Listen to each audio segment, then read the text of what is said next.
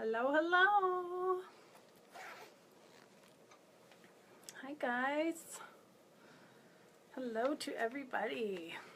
I'm so glad that you're here. I'm really excited to be here. And I know I didn't give you guys much warning, but I'm super pumped to do this new kind of like a series thing on turning your passions into a paycheck kind of series and digging really deep into my own businesses. And I'm doing this because I kind of feel like maybe that this could help you determine what you want to do, help you generate ideas. And I'm really just doing this kind of like deep dive into my own personal stuff for you because I just think it's so fun doing it on here, and why not do it live? And I'm like so happy to be back on here and be with you guys. And I just thought, like, let's generate some ideas. What I'm going to do is I'm going to talk about what worked, what didn't work, what was stressful, what I wish I did instead. Kind of all sorts of different things about it. And I'm going to go through each of the different businesses. So maybe I won't tell you all the topics of them first. I'll just wait in case I reorder them. Okay, so today I'm going to start with my cleaning company that no longer exists. But I'm going to dig deep into it because it made a lot of money. There was like huge potential. I'll tell you why I'm not doing it anymore. And because some days I wish that I still had it, but some days I'm just like, I want to think never again. But there's so many different aspects of it, and so that's why I want to share it with you. So what we're basically going to do is it's going to be like totally laid back, and we're going to dig kind of deep into this and talk about all these different business models. Some are service-based business, some are online, some I'm doing right now. And I'm saying some because my business now encompasses more than one model. So I've got different things going on. I don't just have one huge business that I rely on. I rely on different multiple streams of income. So for this, I'm so excited. I can't believe it. Okay. I'm excited for the series because the ideas and when putting things into action are what actually change your life. Coming up with the ideas, questioning yourself, not taking action, all those kinds of things just cause you to be stir crazy sometimes. So, okay, so what I'm going to do is I'm going to go back to a little bit and give you a little bit of history. So since I was 17 years old, I've always had like 2 or 3 jobs. But years ago, I was cleaning, and I was what you call the trunk slammer. I was the one who went around and got cash and did different cleaning jobs and yada, yada, yada. And I did this on the side of multiple different jobs that I had over the years. I waitressed. I worked at Tim Hortons. I worked at Subway when I was like, oh my goodness, probably like 18. And so many different things. So, hey guys, so nice to see you. Hi Amy, I miss you, girl. So here, like, what I'm thinking is that, oh, I lost train of my thought. Okay, so like where I was I was doing this as a side hustle along with my other jobs, and I always kind of did this. And I did this over the years, okay? So let's like fast forward to like 10 years ago. Then what happened was I decided that this was like a really hot gig. Like I could go somewhere, I could work for a few hours, I could make a ton of cash, and I could like drive home, and I loved it because now I'm making my own schedule, and the boss isn't telling me what to do, and he's not giving me specific hours that I have to follow. And I was really loving it. And over the years that I was doing this kind of alongside everything, I was collecting this massive waiting list. Wherever I moved, I would start over again easily, and word would spread, and you would just start getting this massive list. And you could make pretty good money, like, but again, this is all physical labor, right? This is a service job. So now the next step was I had a farm, and I was in a different phase of my life, and I thought, hey, like, look at this massive waiting list that I have. Like, if I could just clone myself. And I always thought, like, oh, I just wish I could do something. I wish I could do more. So I just kept going. Then one day I wanted to actually hire somebody to clean my house and do some like organizing and stuff. And I'm like an organizing freak, but I always like to see what other people do. And I'm not going to criticize them or anything like that. I just want to see, I wanted to see like what other people do and what they're charging for and what you're getting from it. So I thought, I'm going to get my house clean because I'm actually so swamped doing these other things that I'm going to phone around. So I was looking, and I actually couldn't find anything that I wanted. I wanted them to use natural products. I wanted them to come at a certain day. I wanted I just couldn't find anybody that actually cleaned with like organically or at least very naturally, things like that. Everything was like harsh chemicals and big corporations and kind of not that cozy. But I wasn't sure I wanted somebody like myself, because although I was super trustable, I didn't know, I thought, oh, it's so easy to be someone who has no integrity and go do this kind of thing. And so it's funny to say that, but it's true. So I thought, you know what, this is so crazy. So here's the prime opportunity for a service-based business. When you see a need and a gap in the market and you're super, super good at that thing, and you know you can fill it, instead of saying, is this something I want to do? Or like, man, if there was only, like, you could totally do it. You could totally fill that gap in the market. And so I, at that moment, said, okay, so now no one's doing this what I want. I've got this huge waiting list, and I don't want to do that anymore. I don't want to clean anymore. Like, I don't want to do that. I'm tired of scrubbing toilets. What can I do? I thought, okay, so maybe if I invested a year into hiring staff, starting a company, and training people, I could just be the boss instead of the trunk slammer, and I could just run the office and, you know, super low overhead. You can do it from your home nowadays. I ended up having an office at one point because we had so many staff, but you don't need to. You can run it from your home if you live somewhere like local, if you're running it in your town or area. So then I thought, I'm going to do this, like, because I know how to clean. I'm detail. I'm fussy. I know what I would want to pay for, and I'm not going to pay someone my hard-earned money for a really crappy job. And so this is where this all came from. And I saw a need and I filled it. So basically what I did was I started with taking on a few more clients and bringing someone with me and training them and sending them on to those clients. And then I would keep doing the same thing, training and hiring staff. And now I would find that there's kind of like an overlap. So you got to be careful, because now you have all these people and you're still cleaning, and you got all these clients, and you've got these girls out working for you. If anybody cancels, your schedule has to be free enough that you can jump in and clean those houses or restaurants or whatever you're doing.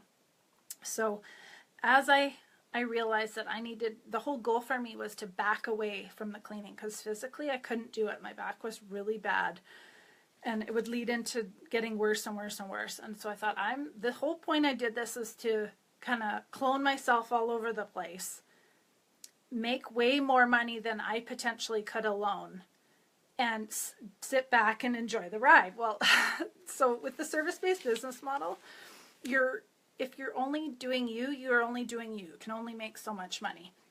And I always thought bigger. I've always been someone who thinks bigger. And so anyway, this thing like snowballed into this corporation where, I mean, we had payroll requirements. We had WCB requirements. The income potential was huge. I mean, in the second year, it hit over nearly right close to 300,000.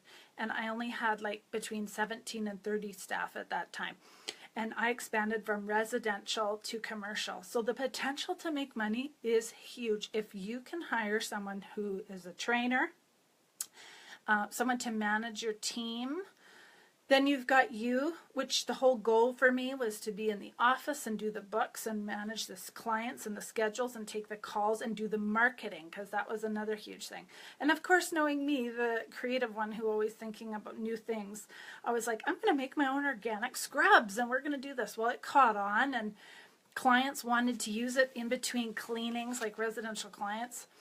And so now I'm like making this cleaning products and I'm packaging it all up and it's just getting like crazy. And oh my gosh.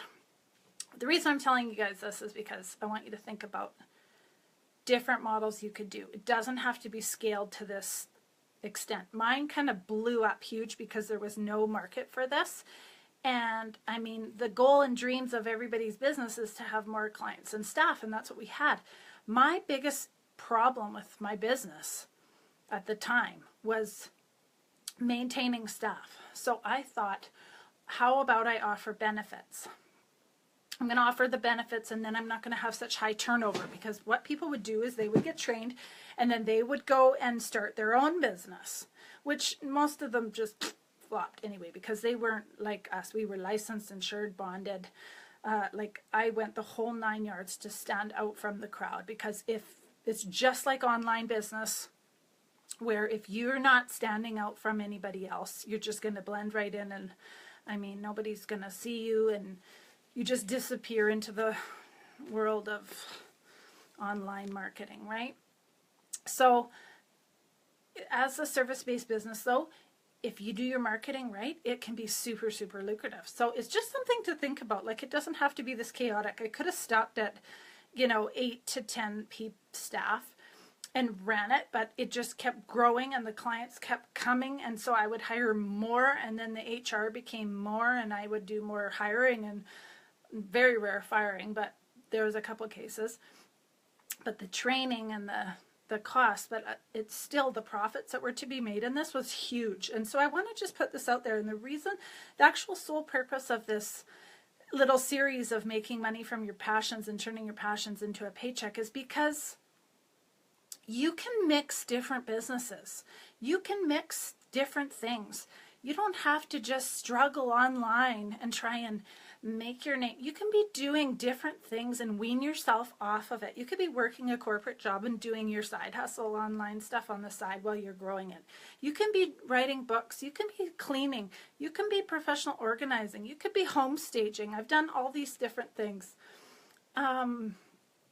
As you wean yourself off of those things, as your business is growing online, if that's what you're trying to do. Or you could be doing that, but that could be your side gig, is starting your cleaning or organizing or home staging or farm business or whatever that is for you. Those are just things that were for me. And I also had an online business where I did sewing, custom orders and stuff, and then that got crazy. And I'll get into that model in a little while. In another video today, it's just all about the cleaning business, residential and commercial, and talking more about service-based models. I just think it's so key that people don't feel like you got to quit your job and you should be breaking this huge income in right away, and you're online and you're just going to like roll with the dough, and like everybody else is, you see online, is make, 6 figures in the first, 6 months or whatever they're promoting.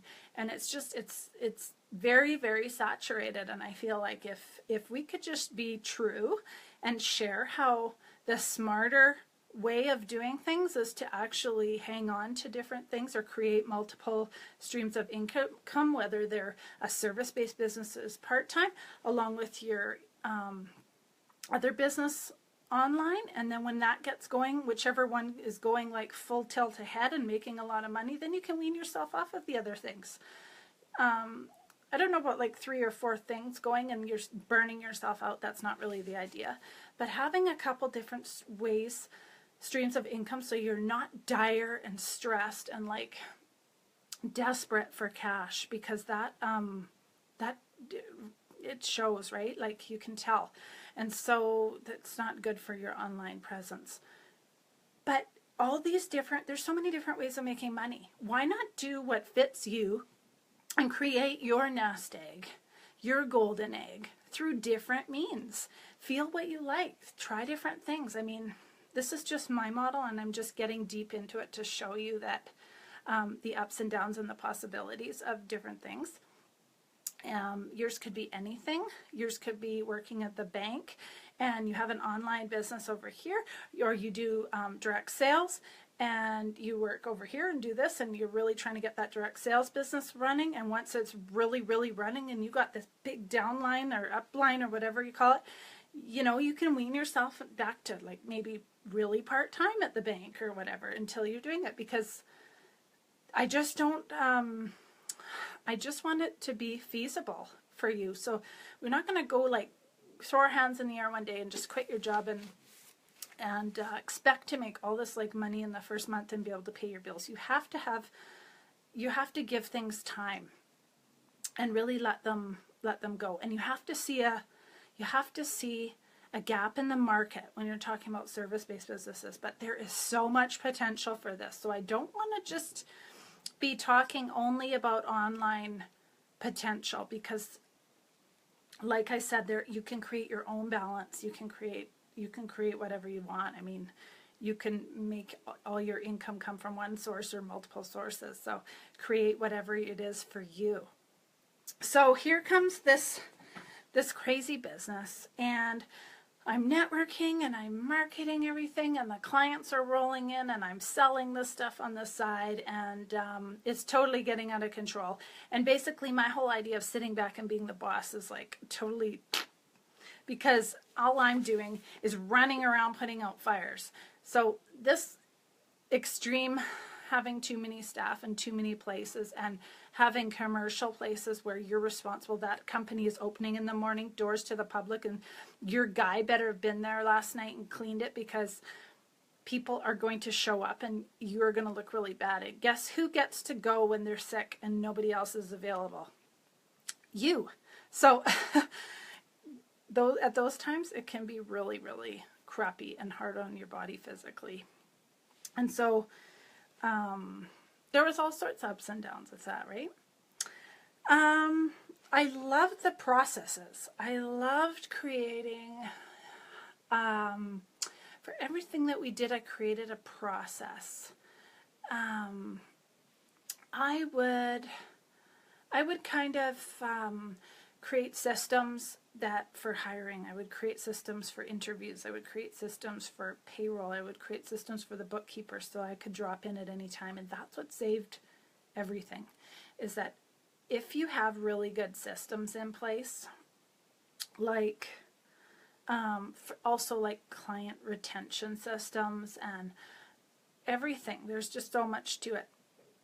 You can hop in that position at any time and kind of just take over, and you can do other people's jobs, and they can do it, and you can train people on it. And so that's the best part that I would recommend if anybody's creating a service-based business. So that could be anything. I mean, you could be starting your own shed making company or decking company or whatever.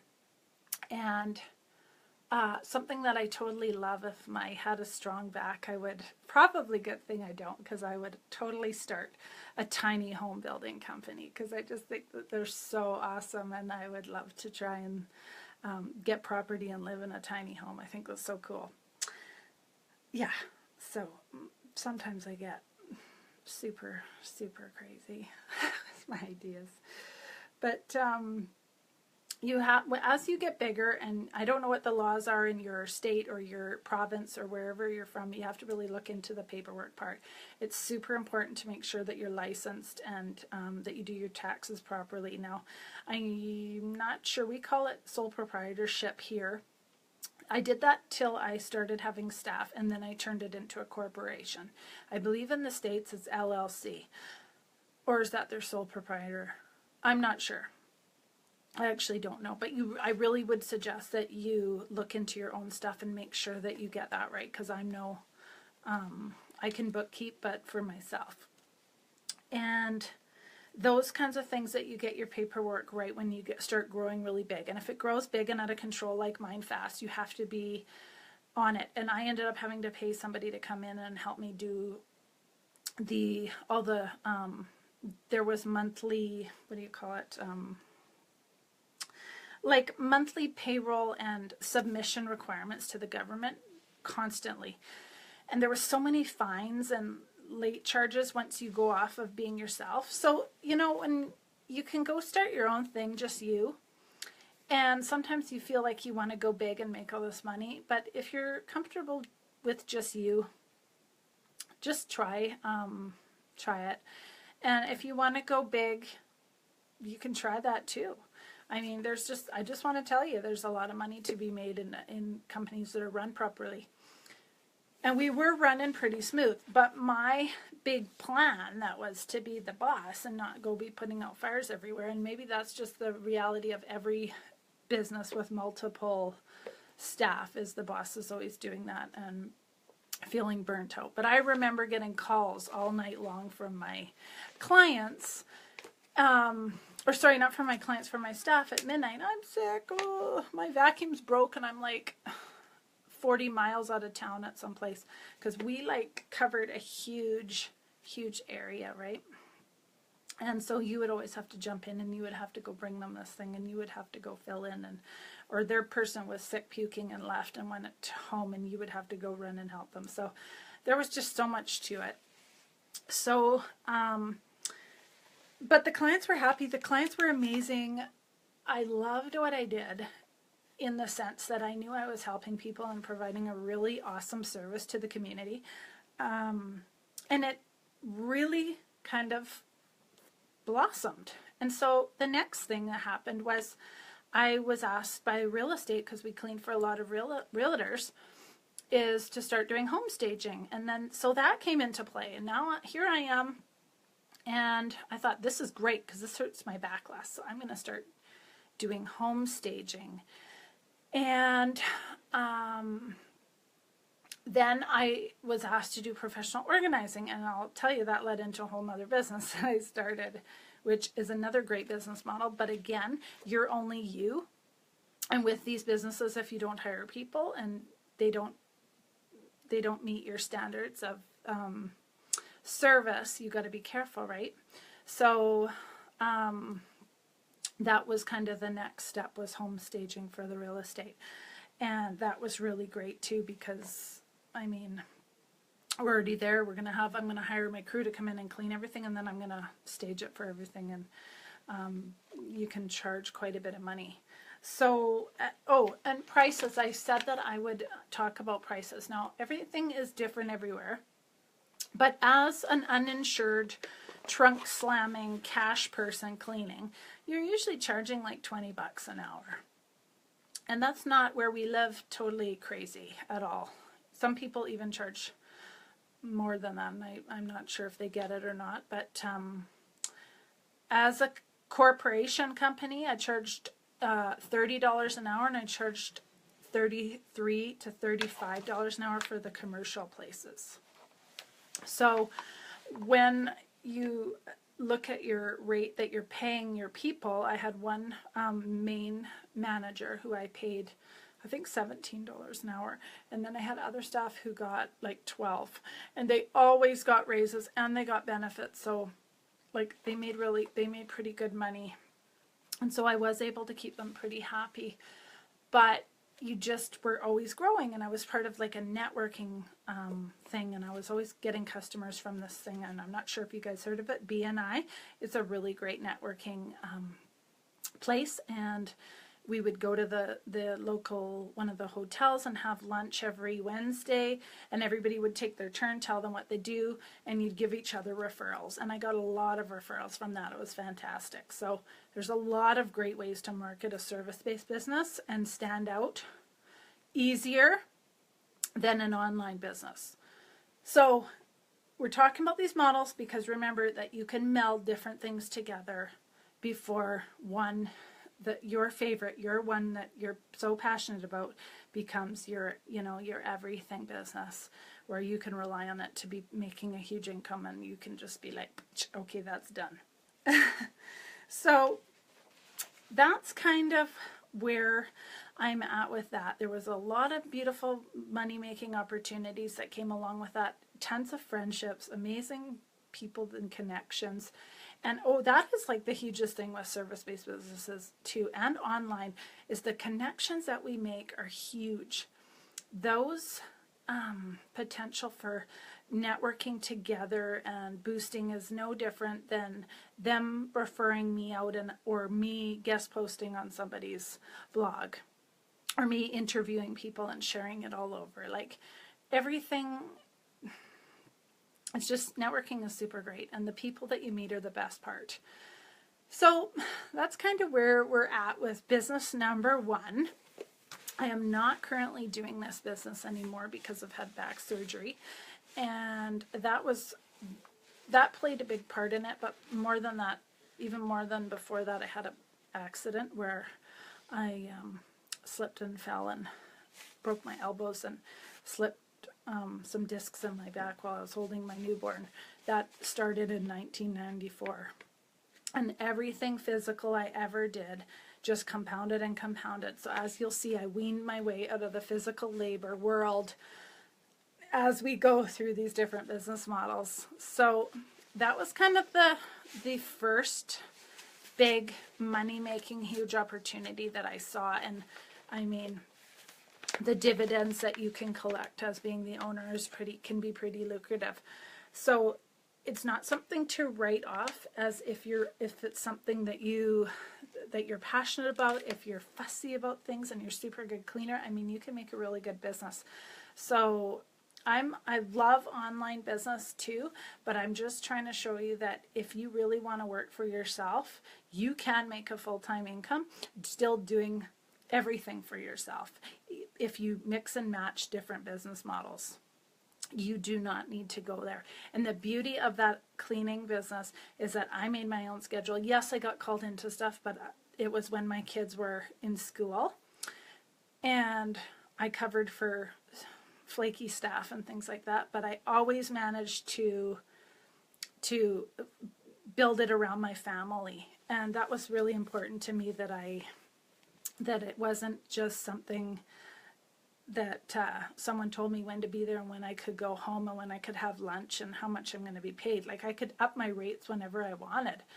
I could do anything that I wanted. I could close and go on a holiday when I wanted.